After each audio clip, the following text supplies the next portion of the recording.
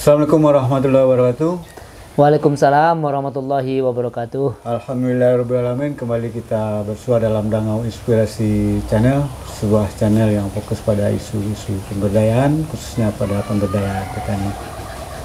Sobat-sobat pemberdayaan semua, pertemuan kita kali ini akan mendiskusikan tentang kecukupan pangan atau ketahanan pangan. Tapi fokus kita adalah soal kehilangan hasil dan sisa-sisa pangan yang menjadi sampah, atau bisa dalam bahasa Inggris dengan disilakan food waste. Dan topik ini akan kita diskusikan bersama Bapak Profesor Emansyah, Guru Besar Fakultas Pertanian Universitas Senaras. Selamat sore Pak Prof. Selamat sore Pak Datuk, Pak Yos. Alhamdulillah. Alhamdulillah. Alhamdulillah. Pak Yos gimana? Alhamdulillah juga sehat-sehat. Sebagaimana yang kita sampaikan tadi, kita akan mendiskusikan ya, tentang soal pangan, kecukupan pangan, tapi kita akan lihat dari sisi food loss dan food waste. Kalau food loss ini kan kehilangan hasil pertanian, sementara food waste itu kan hasil pertanian yang menjadi sampah setelah dikonsumsi. Nah, ini yang menjadi diskusi kita, dan dari beberapa fakta data yang kita lihat, ini angkanya juga sangat besar. Kalau food loss itu sudah sebuah data menyebutkan hampir 20% terjadi food loss di petani kita.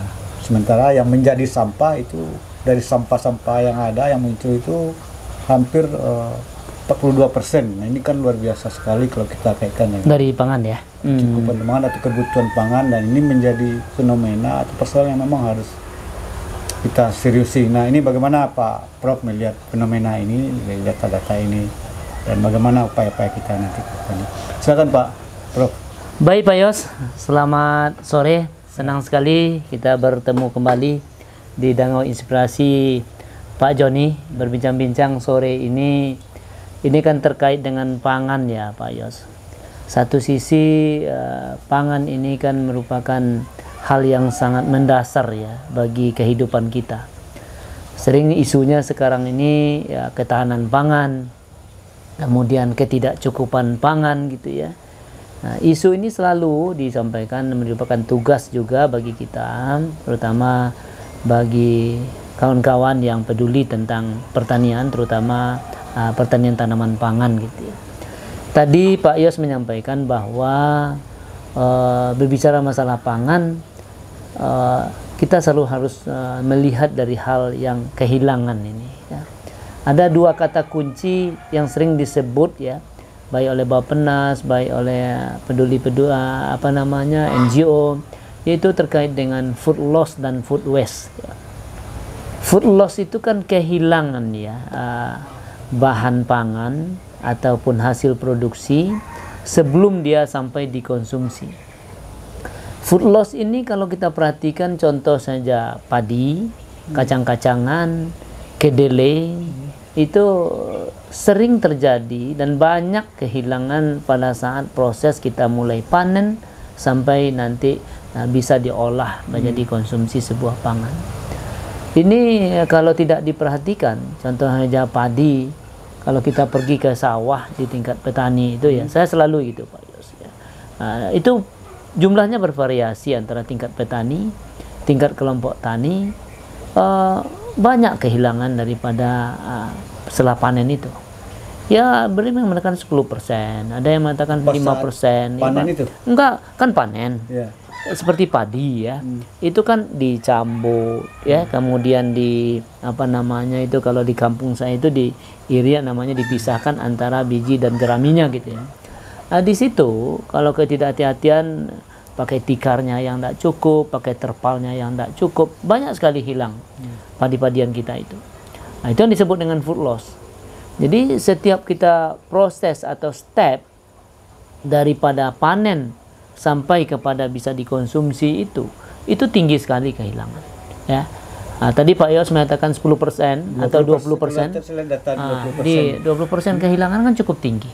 Kalau dijadikan ya, itu bervariasi. Itu berapa itu? Oh ya, berapa itu?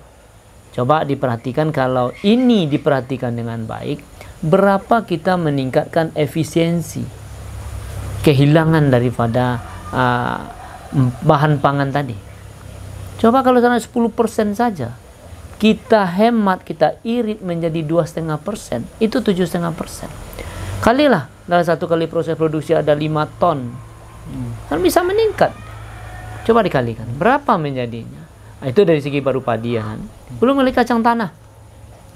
Coba lihat waktu panen kacang tanah, itu kacang itu setelah dipanen ya, apalagi yang mengerjakannya itu buruh tani, bukan pemilik petani itu sendiri, bukan land ownernya gitu.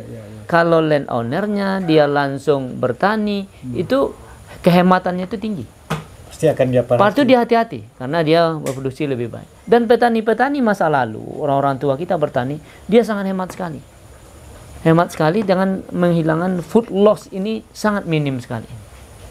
Dia katakan bayangkan ya, mulai menanam padi sampai kepada dia berbuah sampai dipanen itu 6 bulan. Coba bayangkan sekian biji yang bernas itu berjatuhan di sawah, 5%. Itu coba bayangkan. Bagaimana kita mereduce kehilangan food loss ini? Di setiap jenis bahan-bahan pangan yang harus kita perhatikan. Itu saja Pak Yos, ada satu kebijakan. Ya diberilah pencerahan kepada petani kita. Kalau saya memperhatikan, kalau land owner yang punya lahan ini langsung bertani, dia tingkat ke efisiensi, keaktifan dan keseriusannya. Tapi kalau kita serahkan ke buruh tani yang sifatnya kita bayar, dia panen itu tidak begitu hati-hati, tidak memperhatikan kehilangan. Yang penting dia hari itu katanya dipanen kacang tanah, panen kedelai contohnya, panen misalnya padi dan sebagainya, dia tidak memperhatikan food loss itu dengan teliti. Jadi menurut Pak Prof, langkah awal khususnya di kehilangan pasca panen ini, apa yang harus dilakukan untuk menekan? Pertama petani memang harus disiapkan ya. Kalau saya sudah di Malambui itu dan sebagainya itu, siapkan karpet yang lebih luas. Kalau di tempat itu, karpetnya lebih luas. Kemudian juga kalau sekarang sudah menggunakan mesin panen, ya oke saja, mesin ya, mekanisasi. Kalau dulu hanya menyabit, kalau sabitnya tidak tajam, keluar dia itu. Jadi itu juga harus menjadi perhatian. Banyak yang rontok. Banyak yang rontok. Ingat, kalau di kampung-kampung sekarang ini kan masih banyak yang menyabit ya. Nah, kalau sabitnya itu ada yang lebih bagus dan sebagainya, kalau tidak rontok ya. Artinya kerontokan itu soal teknologi ini menjadi perhatian juga. Betul, mekanisasi. Kalau di tempat lain itu tidak terlalu banyak karena sistemnya sudah mekanisasi, masuk langsung, sudah langsung ke suatu mesinnya. Setelah ini dirontok langsung, jadi tidak banyak yang berjatuhan di jalan dan sebagainya. Artinya satu lagi, kalaupun masih menggunakan alat-alat tradisional, kita harus ingatkan petani untuk bagaimana kehilangan hasil ini bisa seminimal mungkin ya. Ya dulu ada program Dirjen P2HP namanya ya. Itu betul-betul care dengan bagaimana meningkatkan kehilangan ini dikurangi gitu ya. Dulu diberi bantuan itu.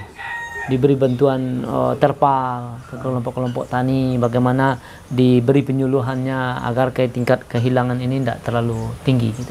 Nah, itu mengenai food loss Pak Yos. Itu bisa hendaknya direduksi ya. Direduce sampai kepada tingkat yang paling rendah. Jika perlu tidak ada yang food loss itu terjadi. Ya, panen, kemudian distribusi atau transportasinya. Nah, ditransportasi dari sawah ke heler dan sebagainya ya, rice milling ke ini, coba lihat. Beras masih berserakan di beberapa tempat itu. Nah, itu kan kasihan kita. Nah, sudah masuk ke pasca panen ya. Iya, artinya pasca di panen harus diperhatikan, di pasca panen pun harus dilihat juga teknologinya kan. Nah, kemudian yang sangat menarik lagi, tadi Pak Yos mengatakan food waste ya. Food waste itu kan sisa dari konsumen ya. Kita sebagai konsumen makan pisang. Makan misalnya ini bika ya, itu atau nasi yang kita ini kan. Coba perhatikan generasi kita saat ini ya, kepada anak-anak kita, dia makan ambil banyak-banyak ya, tapi selalu bersisa. Kita masih ingat orang tua itu ambillah sedikit, biarlah bertambah kemudian sesuai dengan yang kebutuhannya. Adequate level di kita itu kan sudah ada level di mana kita makan 1 piring, setengah piring dan sebagainya, itu harus sudah merupakan pengalaman gitu ya. Jadi masing-masing orang itu pasti sudah tahu. Pasti berapa. tahu, jangan ambil banyak kemudian tersisa gitu. Saya kasihan sekali. Ya di beberapa restoran yang kita lihat itu ya, makan nasinya hampir separuh tuh bersisa gitu. Jadi dari waste yang ada atau sampah yang ada saat ini Pak Yos, itu hampir 42% itu adalah sisa makanan. Dari 42% sisa makanan ini, biji-bijian yang paling banyak, terutama itu beras, kacang-kacangan dan sebagainya itu. Nah, coba Pak Yos bayangkan, kita berbicara masalah ketidakcukupan pangan, ketahanan pangan. Sementara yang sudah ada pun kita tidak hati-hati menggunakan. Gitu.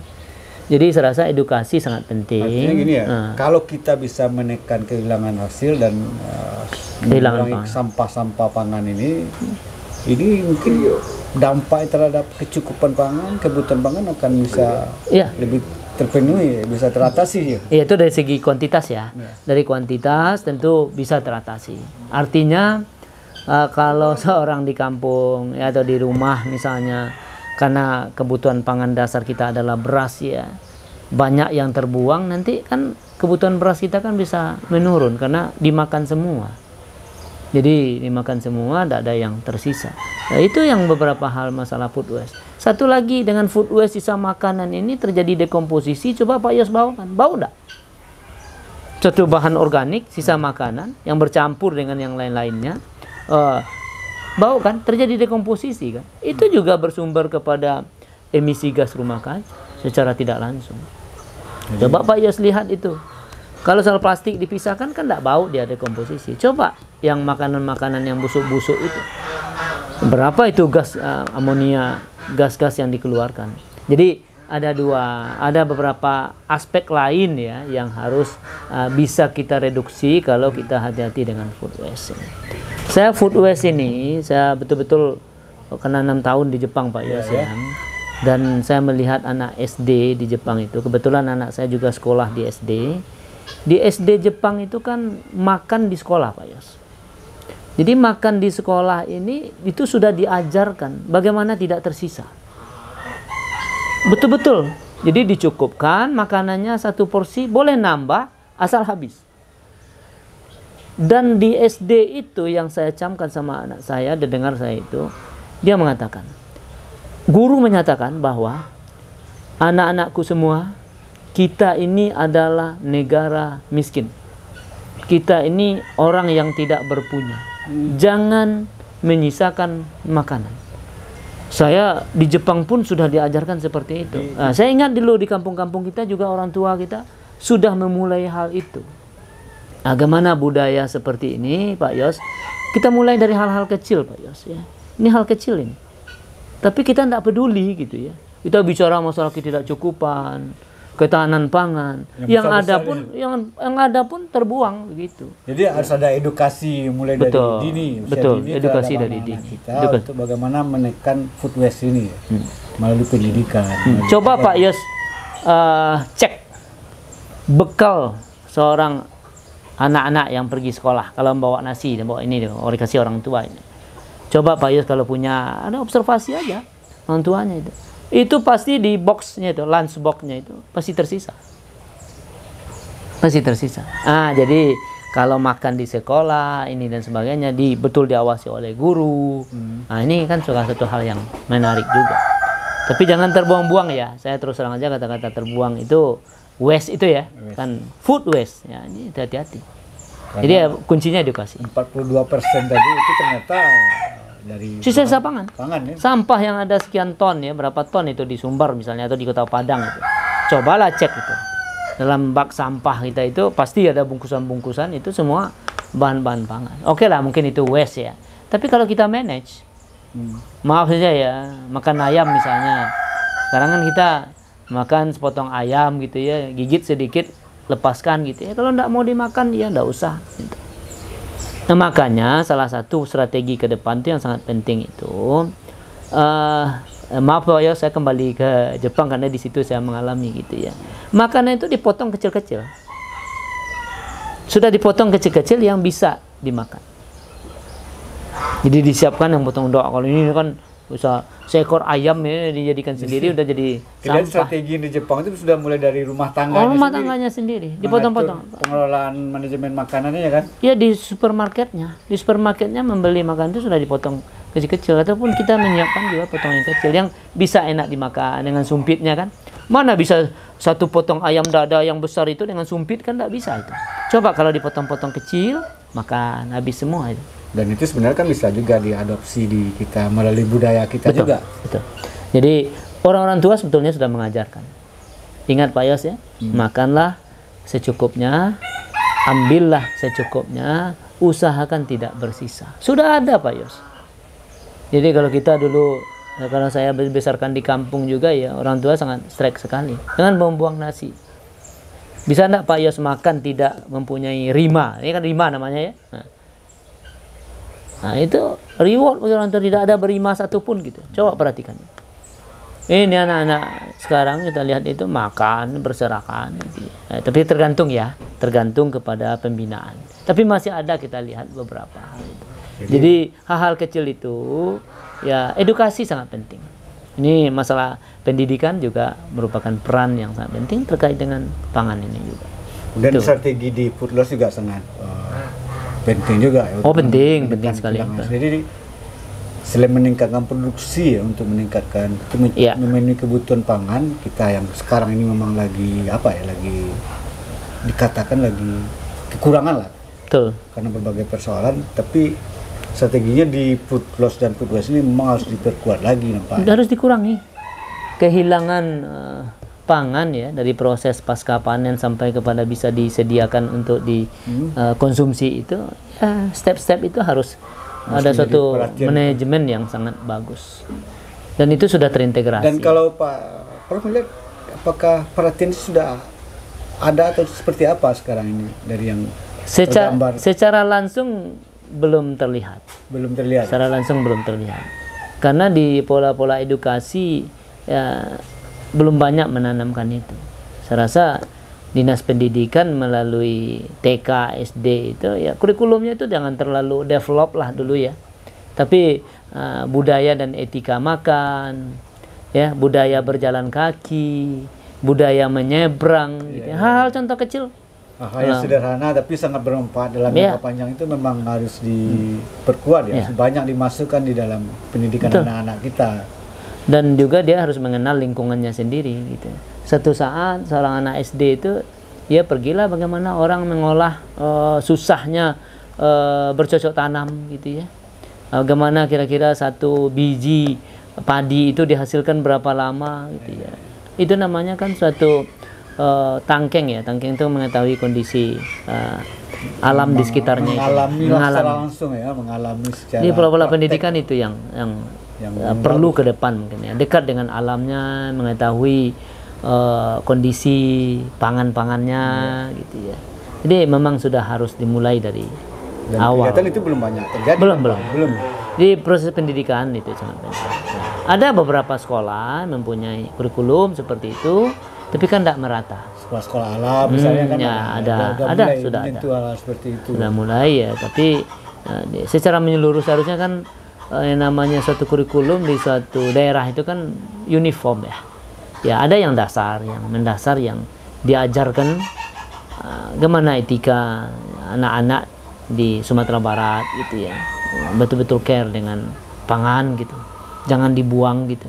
Nah, dulu takut kita membuang satu biji nasi itu. Maksud tadi mungkin soal itu kan di lingkungan rumah tangga, pendidikan, tapi di pasar, di rumah-rumah makan, nah itu memang harus dibangun juga sebuah manajemen yang bisa menekan itu kan? Iya, sudah ada suatu hal disebut dengan smart community ya, yang peduli tentang itu.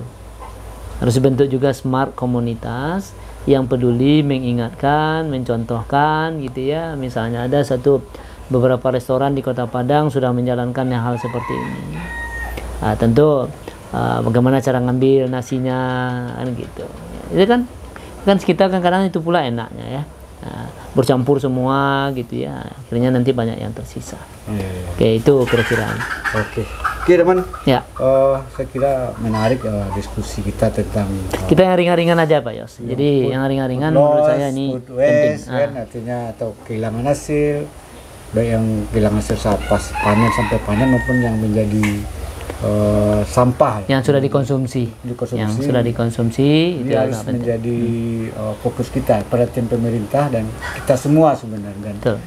kuncinya, strateginya, kalau strategi itu kalau diapakan mulai dari bagaimana penanganan pasca panen, ya panen sampai pasca panen, kemudian edukasi dari perilaku kita Betul. terhadap makanan ini yang penting diperkuat oleh pemerintah dan termasuk kita yang Ya, masuk peduli gitu. dengan Betul. soal pangan ini. Mungkin itu ya. Betul Pak Yos.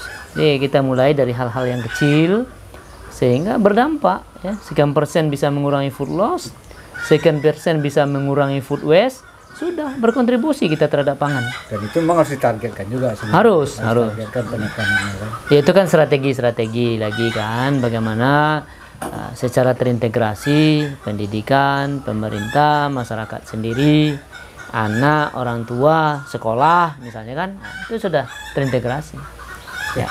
Terima kasih Pak Prof, informasinya segera sangat menarik dan bisa menjadi membangun kesadaran kita semua untuk bagaimana menekan food loss dan food waste ini.